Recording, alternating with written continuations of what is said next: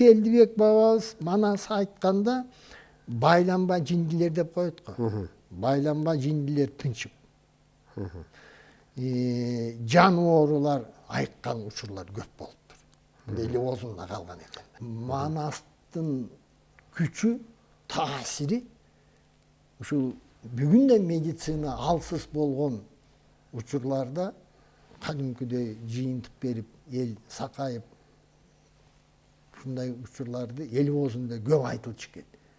Түгүл мына бала көрбөгөндөр барып манасын угуп, ырымдап, кайта балалуу болгондор да көп учур болот. Көпчүлүк учурда малга да ылаң тийген учурда ошол манасын уккан мал дагы баягы ылаңдардан айыккандыгы тууралуу бул жана Арыстанбектин ырында деле ошол айтылат да. Ырында бар, бөлөк маалымат берген карый аксакалдардын сөзүндө дагы бар бул. Bunun sırrı öte tereң taasiri da. Bu kişinin manas aytkanının taasiri uşunça güçlü bolgon. Yanagı baylanma jindiler, bala bolboy, bala görбөгөндөр kандай güç gerek? Uşunun baarı janagындай taasir berip, balalуу болгондор, sakayıp ketkenler. Bunu ilimde ele түшүндүрө албаса керек. Yok, demek degele manas kasiyeti bu öte sıykırdı. İlim alsız. İlim alsız. Yani milyon sap jatta bayt, al milyon sap da aytat da. Kanday bolup ömürü görбөгөн жерlerin taktağamay сүрөттөп, мүнөздөп, baарын жер сууларын, аттарын сактап, kanday бұл эмне касиет? Муну эч ким чечме деп бере албайт. Илимий жагынан дагы, бөлөк жагынан дагы бул азырынча түшүнүксүз маселе. Бул кишинин өзүнүн өңтүсү да сакталып калганда. Эми сүрөт жок. Тартылган сүрөт жок, бирок элдин оозунан так айтылган. Бул өзү бул киши олбурлуу толмоч.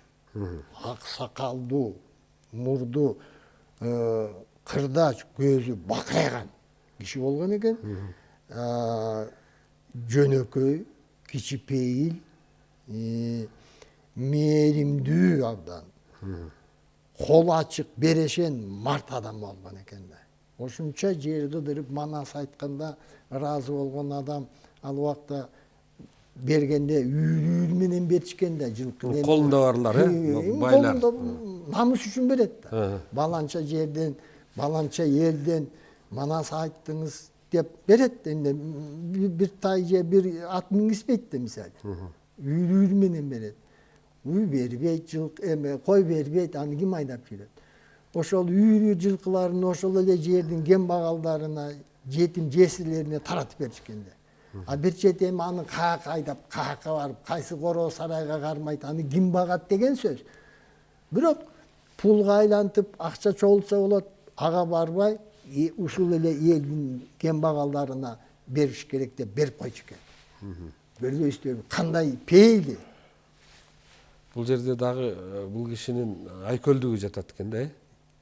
Дүйнөгө умтулбаган. Дүйнөнүн артынан баягы түшпөгөндүгү. Себеби бул киши жакшы билген да, бул касиет кетип калмак.